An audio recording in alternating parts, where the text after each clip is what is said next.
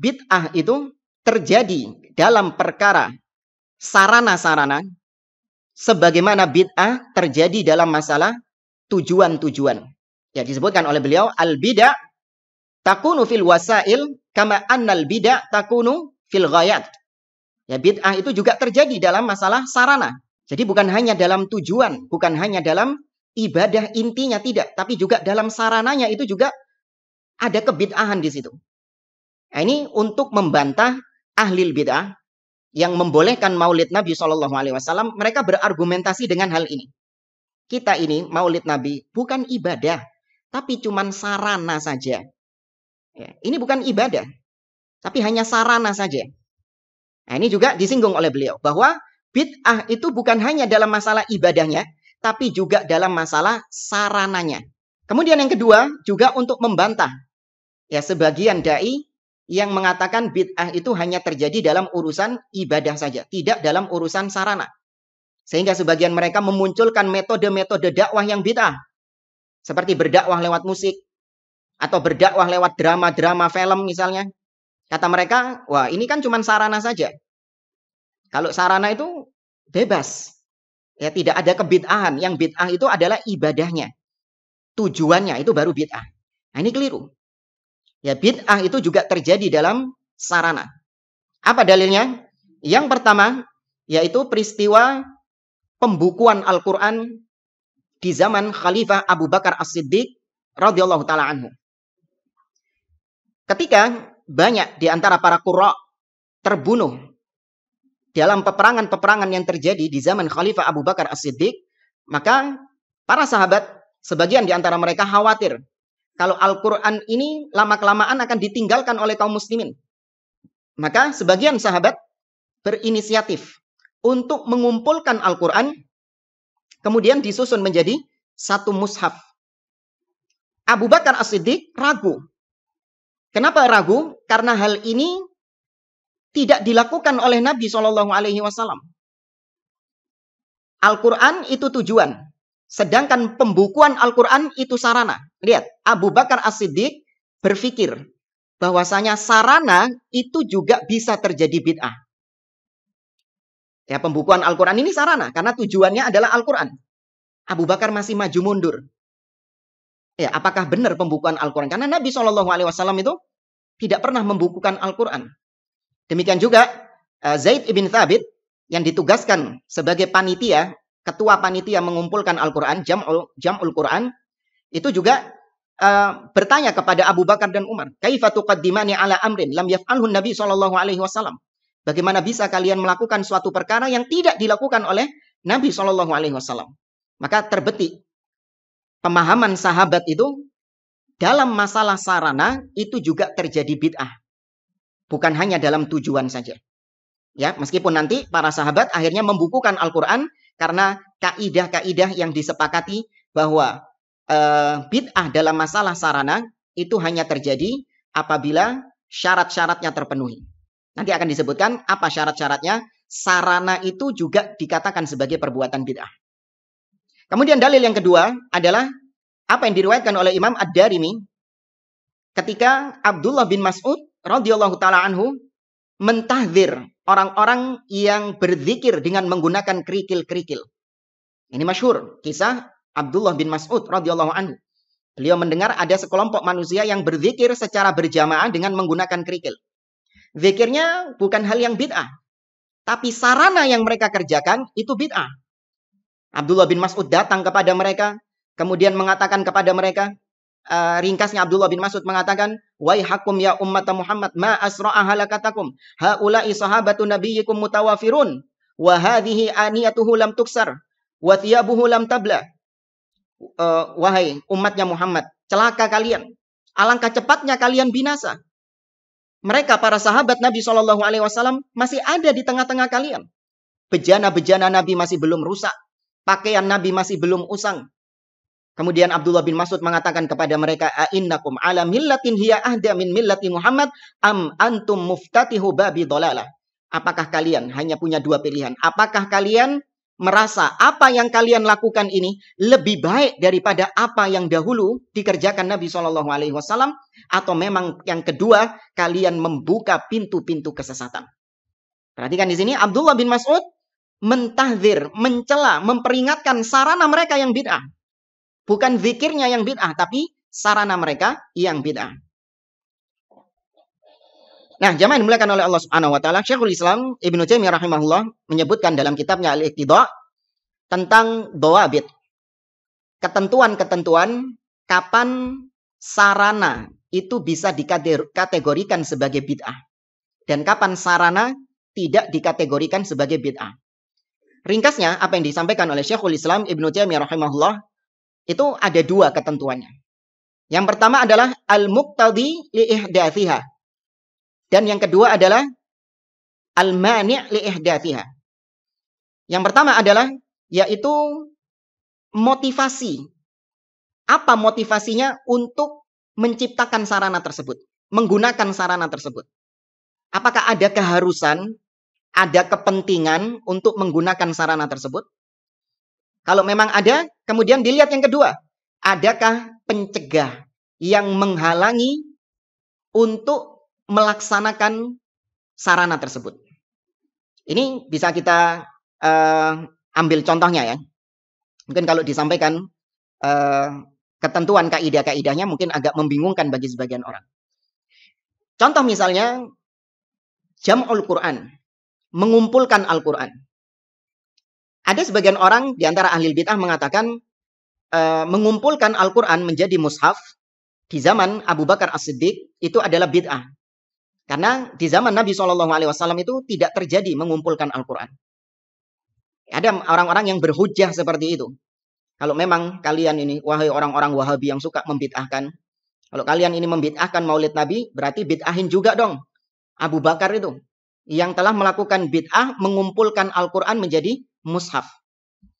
Maka kembali kepada dua kaidah ini. Mengumpulkan Al-Quran itu sarana. Sedangkan tujuannya adalah Al-Qurannya itu. Kembalikan kepada dua kaidah tadi. Ada nggak kepentingan yang mendesak untuk mengumpulkan Al-Quran? Kalau kita lihat, di zaman Nabi SAW itu tidak ada kepentingan untuk mengumpulkan Al-Quran. Masih belum dibutuhkan untuk mengumpulkan Al-Quran. Kenapa? Karena yang pertama, Al-Quran ayat-ayatnya masih turun. Ada yang nasikh dan ada yang mansuh. Ada ayat yang dihapus dan ada ayat yang diganti. Kalau sudah dibukukan menjadi mushaf, maka khawatir nanti yang ayat-ayat yang dinasikh itu akan masih tetap ada, nggak dihapus. Kemudian yang kedua, tidak dibutuhkan mengumpulkan Al-Quran karena para sahabat-sahabat ketika itu menghafal Al-Quran secara sempurna. Ya, karena para sahabat-sahabat ketika itu menghafalkan Al-Quran secara baik. Nah, kemudian di zaman Abu Bakar As-Siddiq muncul kebutuhan mendesak untuk mengumpulkan Al-Quran. Yaitu terbunuhnya para hufaz, terbunuhnya para qori Al-Quran, para penghafal-penghafal Al-Quran di medan-medan peperangan. Maka muncul kekhawatiran. Kalau Al-Quran ini nanti akan hilang dari dada-dada kaum muslimin. Sehingga karena adanya kebutuhan, ya, kemudian tidak ada penghalang yang menghalangi mereka, maka jadilah sarana itu bukanlah bid'ah. Ya, jadilah sarana mengumpulkan Al-Quran itu bukan bid'ah. Karena ada kebutuhannya dan ya tidak ada yang menghalangi hal tersebut. Kemudian juga sebagian orang yang tadi kita sebutkan ceramah pakai mikrofon, azan pakai mikrofon, ya, kata mereka itu bid'ah. Karena Bilal ibn Rabah, ya, kemudian Abdullah bin Umi Maktum, muadzin-muadzinnya Nabi itu nggak pernah azan pakai mikrofon. Ya, nggak pernah Nabi itu ceramah pakai YouTube seperti ini. Abu Bakar, Umar, Abdullah bin Abbas, ulama-ulama sahabat itu nggak ada yang ceramah lewat YouTube ini. Ente bid'ah, Ustaz. Maka kembalikan kepada dua kaidah tadi. Ada nggak kebutuhan untuk melakukan sarana tersebut? Maka jawabannya ada. Nabi SAW itu sangat perlu mikrofon. Kebutuhannya ada. Perlu Nabi SAW untuk mikrofon. perlu untuk punya channel YouTube. Iya, untuk tersiarnya dakwah, untuk tersebarnya dakwah. Mendesak memang kebutuhannya. Bilal juga perlu untuk speaker, perlu toa Bilal itu. Ya, karena untuk supaya menyampaikan suaranya kepada orang-orang yang jauh, suara adzannya itu. Perlu. Kemudian dilihat yang kedua, apakah ada penghalangnya? Kenapa Nabi SAW kok nggak punya channel YouTube? Kenapa Bilal bin Rabah kok nggak adzan pakai toa? Maka penghalangnya adalah, yaitu tidak ada YouTube, tidak ada toa di zaman tersebut. Ya, tidak ada. Maka bagaimana sesuatu yang tidak ada dilakukan oleh Nabi SAW? Anda mau paksa Bilal pakai toa, toanya belum ada kok. Anda mau maksa Nabi SAW punya channel YouTube sendiri? Ya, untuk YouTube-nya belum ada. Ya, teknologi belum ada. Maka berarti alasan Nabi dan alasan Bilal bin Rabah kenapa nggak adzan pakai toa? Karena ada penghalangnya.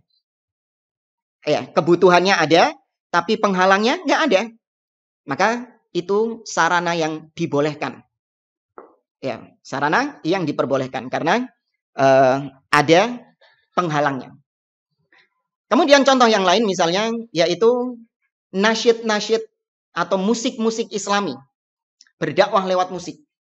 Atau berdakwah lewat drama-drama, film-film. Kan ada tuh beberapa tahun yang lalu viral film tentang Umar ibn Khattab yang digandrungi oleh sebagian orang. Ya, bahkan ditayangkan di televisi-televisi dengan mengundang salah satu ustadz yang katanya Ustadz Salafi. Kalau Anda lihat dengan melihat dua kaidah tadi, adakah kebutuhannya dan adakah penghalangnya? Maka dua-duanya ini ada di zaman Nabi SAW. Nabi itu sangat butuh untuk berdakwah. Ya, Nabi itu butuh untuk berdakwah. Menyebarkan Islam ini kepada kaum muslimin. Butuh. Jadi, lewat musik-musik itu, kalau memang ini sarana yang baik untuk berdakwah, maka itu yang dibutuhkan Nabi SAW. Nabi butuh untuk tersiarnya dakwah. Kemudian yang kedua, ada nggak penghalang?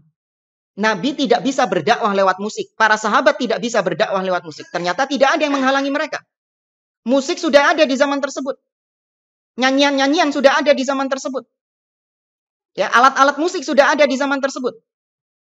Maka dua syarat ini terpenuhi. Nabi membutuhkan tersiarnya dakwah plus sarananya ada. Muncul pertanyaan, lantas apa alasannya Nabi SAW tidak berdakwah lewat musik? Apa alasannya para sahabat tidak menggunakan alat musik sebagai media dakwah? Kenapa mereka tidak main film? Atau pakai drama-drama itu? Maka kalau ini dipahami, berarti itu adalah bid'ah. Sarananya bid'ah. Karena konsepnya, kata para ulama, lau kana khairan la sabaquna ilaih. Andai kata itu baik, maka pasti yang pertama kali mengerjakannya adalah para salaf. Yaitu Nabi dan para sahabat-sahabatnya, para tabi'in dan yang lain. Itu mereka nggak ada yang dakwah lewat musik. Tidak ada yang dakwah dengan menggunakan teater atau pagelaran-pagelaran, nggak ada. Sebagian orang beralasan, Ustadz, sekarang ini kalau dakwah verbal, disampaikan ayat-ayat, disampaikan hadis-hadis, orang-orang itu nggak respect. Ya, orang-orang itu nggak seneng, nggak mendengarkan, nggak tertarik dengan hal-hal seperti itu. Tapi coba kalau dakwahnya lewat musik, dakwahnya lewat film, lewat pagelaran-pagelaran, ini lebih menarik hati seseorang sehingga mereka mau bertobat, sehingga mereka mau kembali kepada Islam yang benar, sehingga mereka mau ke masjid melaksanakan sholat. Maka kata para ulama, perbuatan manusia yang meninggalkan perintah Allah dan mengerjakan maksiat Allah tidak boleh dijadikan alasan untuk Anda berbuat bid'ah dalam berdakwah. Kalau manusia berbuat maksiat, maka kewajiban mereka adalah diperintahkan untuk bertobat kepada Allah. Sampaikan ayat-ayat tobat kepada mereka. Sampaikan ancaman-ancaman Allah kepada mereka. Jangan terus Anda yang berinovasi, membuat bid'ah-bid'ah, belani supaya agar mereka bertobat kepada Allah. Ini keliru. Ya, maka seandainya itu baik, pasti para sahabat yang lebih dahulu mengerjakan. Maka kaidah ini terapkan pada semua bid'ah-bid'ah yang ada. Semua perkara-perkara yang dianggap bid'ah atau yang memang itu bid'ah. Kayak tadi pakai mikrofon, atau pakai kamera, atau haji naik pesawat. Terapkan dua kaidah ini.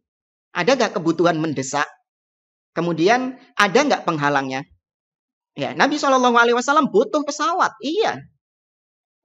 Ya, Nabi SAW sangat membutuhkan pesawat untuk memudahkan beliau melakukan perjalanan. Tapi ada penghalangnya, yaitu tidak ada pesawat di zaman tersebut. Maka kalau ditanya, kenapa Nabi dulu nggak naik haji pakai pesawat? Jawabannya pesawat belum ada. Nah kalau ditanya, kenapa Nabi, para sahabat, para tabi'in, imam yang 4 mereka tidak merayakan maulid Nabi SAW? Apa jawaban antum? Ya, apa jawaban Anda? Padahal ada kebutuhan mendesak. Butuh Nabi SAW untuk merayakan hari lahirnya. Katanya untuk menyiarkan dakwah, litadzkirin nas, untuk mengingatkan manusia tentang sirahnya Nabi SAW, untuk mengajak mereka bersedekah. Ada kebutuhan. Kemudian tidak ada penghalang yang menghalangi Nabi untuk tidak melakukannya. Apa gerangan yang menghalangi Nabi untuk mengerjakan maulid? Apa yang menghalangi para sahabat untuk tidak mengerjakan maulid? Apa yang menghalangi para tabi'in, para imam-imam yang 4 untuk tidak mengerjakan maulid? Tidak ada yang menghalangi.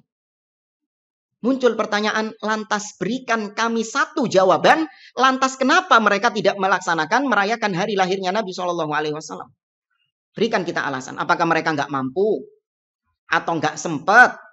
Atau nggak terpikirkan? Loh, kalau mereka tidak terpikirkan, ajaib orang-orang sekarang bisa terpikirkan. Lebih canggih daripada Abu Bakar, lebih canggih daripada Umar, para sahabat. Ini pertanyaan yang harus dijawab. Bagi mereka-mereka yang melegalkan maulid Nabi SAW, jawab pertanyaan ini. Silakan jawab di kolom komentar. Ya, sebutkan kami satu alasan apa gerangan yang menyebabkan Nabi, para sahabat, para tabi'in, dan para ulama-ulama setelahnya mereka tidak pernah merayakan maulid Nabi SAW. Apa alasannya? Kalau kita punya alasan, kenapa Nabi nggak naik haji pakai pesawat? Karena pesawat belum ada. Kenapa Nabi nggak ceramah lewat YouTube, nggak pakai mikrofon? Karena belum ada. Ada yang menghalangi Nabi SAW. Ya, ini kaidah yang penting. Kalau ini dipahami, maka memutus semua rantai bid'ah-bid'ah. Terputus sudah. Mau itu tahlilan, peringatan kematian, manakiban. Saya terapkan ini kaidah ini.